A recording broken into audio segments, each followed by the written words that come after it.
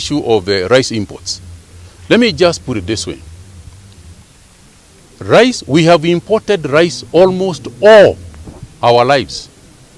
In the last 3 years, for example, we have imported an average of about 700,000 metric tons of rice per year. This is not the first time that we are importing rice. We only produce approximately 20% in Mwea and in other parts of our nation. We only produce about 20% of our rice intake, of our rice consumption. Only 20%. The rest of it, year in, year out, is imported rice. So I don't actually understand why there was this confusion about whether we are importing rice so that we can kill the local industry. Let me explain. We import wheat in this country. 90% of the wheat that we consume in Kenya is imported. But we also have our farmers in Narok, in Timau, and elsewhere. And the practice is as follows. We ensure that the local producers are taken care of. We make sure that we buy all the wheat that is in the country as we allow for imports to come in. And we will make sure that we will buy all the rice that is in this country, even as we allow for rice to come in.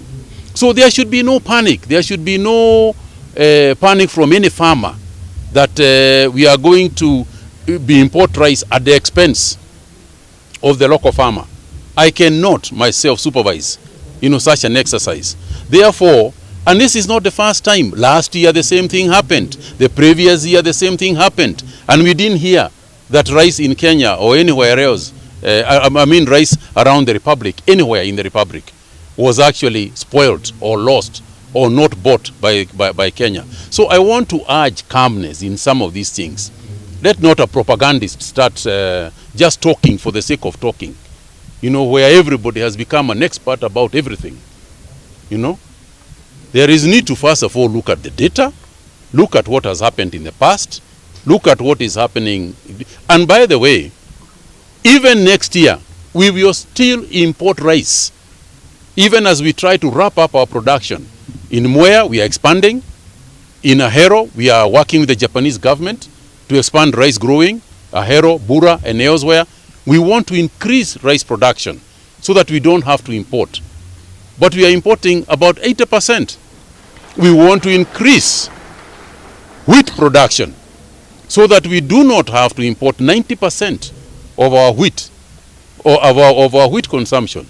We also want to increase palm oil and other oil-based for cooking oil, because we are also importing over 90% of cooking oil.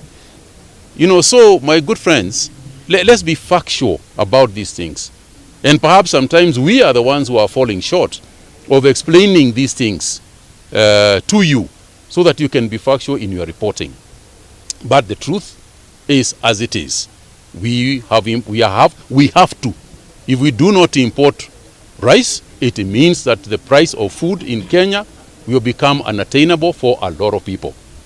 It means that the price of, if rice increases to the extent where people cannot be able to buy rice, what they do then is shift to something else. For example, they go to maize. Then the demand for maize increases so much that maize becomes very expensive.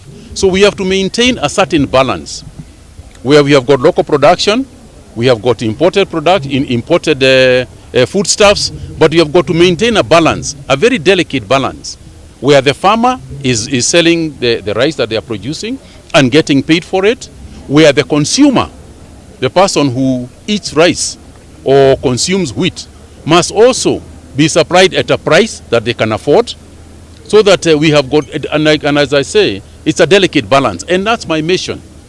My mission is to make sure that the farmer is protected, but also the consumer, is also protected, that food does not become so expensive that they can't afford it.